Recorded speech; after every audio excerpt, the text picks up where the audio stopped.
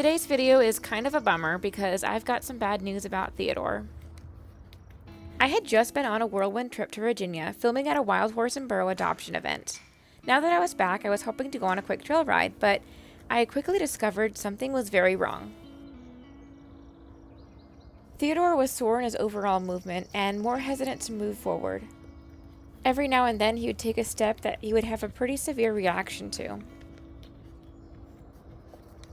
And he seemed to be sore in both feet, but more so on the right side. I had done an update video on Theodore a couple weeks ago where I talked about getting him a pair of easy boots, and since then we've only been on 2 trail rides, each a week apart, and the last one was 8 days ago. And he had seemed fine during and after the rides, nothing at all like you see here. I also noticed little behavior changes, like him having more concern over me picking up his feet. He was also doing a lot more pulling, trying to get his hoof back. I of course bailed on my trail ride, and I called the vet right away. At this point, I was feeling pretty worried. As he munched his hay, I noticed him being less willing to put weight into his right front. Even as he steps down, he doesn't fully commit his weight onto it. Thankfully, the next day the vet was able to come out.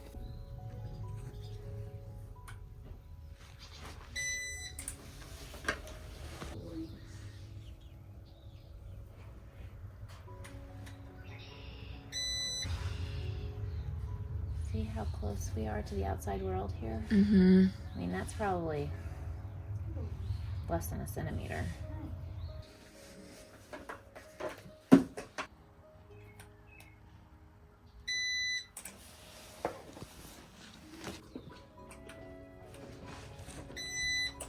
I definitely think that sole depth is a problem. He's sore right over here with hip tester. He's gonna need definitely boots on the trail. I think that in general he has thin soles. We like to see it like a couple centimeters, and so it's very, very thin in the right foot.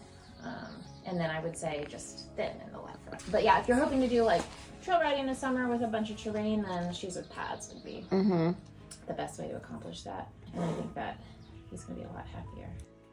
After his evaluation, he had a chiropractic adjustment, which I was hoping to have for him at some point soon anyway. A couple years ago, he had some TMJ issues, and he now periodically gets these visits.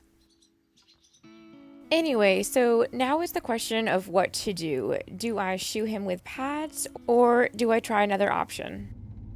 It's honestly been a lot to take in and process. The quick fix is putting shoes on him so I'm able to enjoy the trails now, but I'm wanting a more long-term option. Now, this isn't a video with a happy ending or all the solutions and answers. I'm not qualified to speak on any of that stuff, but I am following the advice of professionals, and right now, the first step is to get him comfortable.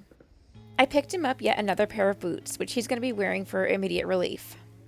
Then it's working towards slowly growing his sole back, at least to the best it can be. He'll probably always have to wear some sort of trail boot when we're out on different terrain. So that's the plan for right now. We'll of course see how things go and reevaluate as necessary, but yeah. I'm basically saying goodbye to my summer of trails, which, you know, it's really not that disappointing. It's hard to feel like you're losing something that you never really had much of. So yeah, I was mostly just worried about him, and we'll see where things go from here. Look at your little sneakers. Awesome.